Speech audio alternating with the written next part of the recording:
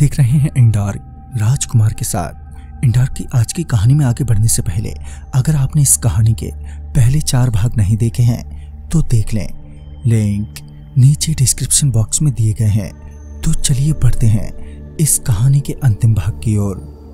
कमरे में अंधेरा होते ही मुझे बड़ा अजीब सा लगने लगा।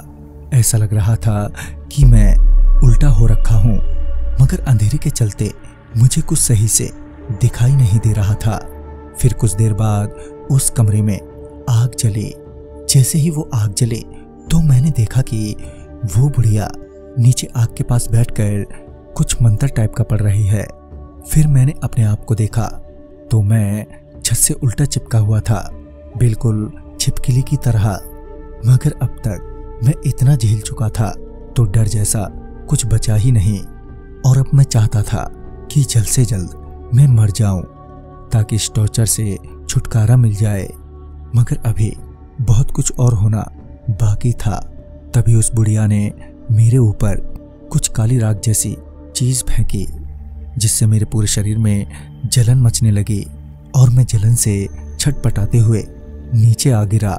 मेरे नीचे आते ही उस बुढ़िया ने मेरा कान कसकर पकड़ा और कुछ अजीब सा कान में फुसफुसाया। मतलब तो मुझे समझ नहीं आया कि उस बुढ़िया ने क्या कहा, मगर उसके कान में फुसफुसाते ही मेरी जलन एकदम से खत्म हो गई। फिर वो बुढ़िया मेरा कान छोड़ते हुए बोली, वो चुड़ैल तुम्हारे अंदर समा गई है और अब तुम भी अपने दोस्त की तरह मारे जाओगे। ये बोलकर वो बुढ़िया वहीं आग के पास बैठ गई। मगर पता नहीं क्यों अब मैं बिल्कुल शांत हो गया था। मैं किसी मासूम बच्चे की तरह दीवार को अपने नाखून से कुरेदने लगा। तभी मेरे सिर पर बहुत जोर से कुछ लगा और तभी ही मेरी आंखें बंद हो गईं। फिर जब मेरी आंख खुली तो मैं उसी जगह पर था जहां उस रिक्शे वाले ने हमें छोड़ा था।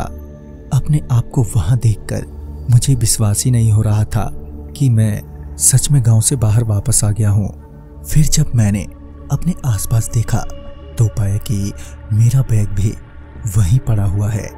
मैंने झट से वो बैग उठाया और अपना फोन बाहर निकालकर अपने मामा जी को तुरंत ही कॉल किया। फोन के लगते ही मामा जी ने पूछा, कहाँ हैं तू लोग? हम सारे कितना परेशान हैं। इस पर मैंने उन्हें अपना लोकेशन बताते हुए जल्दी से आने को कहा। मामा और उनके साथ उनका एक दोस्त थोड़ी ही देर में वहां पर आ गए और मेरे को अपने साथ घर ले आए। जहां पहुंचकर मैंने उन्हें सारी बात बताई। जब मैं उन्हें सारी बात बता रहा था तो उनके दोस्त ने मेरी गर्दन की ओर देखते हुए बोला, ये जो तुम्हारे गले में मालाएं हैं ये पहले से ही हैं क्या? फिर जब मैंने उनके कहने पर अपनी गर्दन पर ध्यान दिया तो सच में मेरे गले में 3 बड़ी बड़ी मालाएं बंधी हुई थीं, जो मेरी समझ से बिल्कुल बाहर थीं। मैं उन मालाओं को उतारने ही वाला था कि मामा जी ने मुझे एकदम से रोक दिया। उन्होंने कहा, अभी कोई जल्दबाजी नहीं, पहले ये सारी बात हमें किसी जानकार और सही आदमी को गंभीरता से पूछना होगा। हम लोग इसी बीच बहुत से लोगों से मिले, मगर हर किसी का अलग अलग तर्क और विचार थे। उस गांव के बारे में इतना ही कहते हैं कि वो गांव तो इंसानों ने बसाया था, मगर वहां जल्द ही शैतान रहने लगे और जो लोग वहां बसे थे वो सारे गायब हो गए। वहां के सारे घरों में बहुमुखी दरवाजे हैं जो अलग अलग दुनिया में खुलते हैं, मगर इन सब बातों का कोई पुख्ता सबूत नहीं है कि असल में उस गांव में क्या हुआ था। मेरे गले में अगले 3 सालों तक वो तीनों मालाएं बंधी रही थीं और मेरी लाइफ ऐसे ही नॉर्मल चलती रही। तो दोस्तों, कृतिक तो बच गया था, मगर वो कभी भी ये नहीं जान पाया कि उस गुरुसेलम गांव की हकीकत क्या है। मगर 3 सालों के बाद क्या हुआ कृतिक के साथ, ये जानने के लिए आप जुड़े रहें इंडार्क के साथ। तो मैं आपका दोस्त राजकुमार जल्द ही मिलूंगा एक नई कहानी के साथ। तब तक के लिए बाय एंड टेक केयर।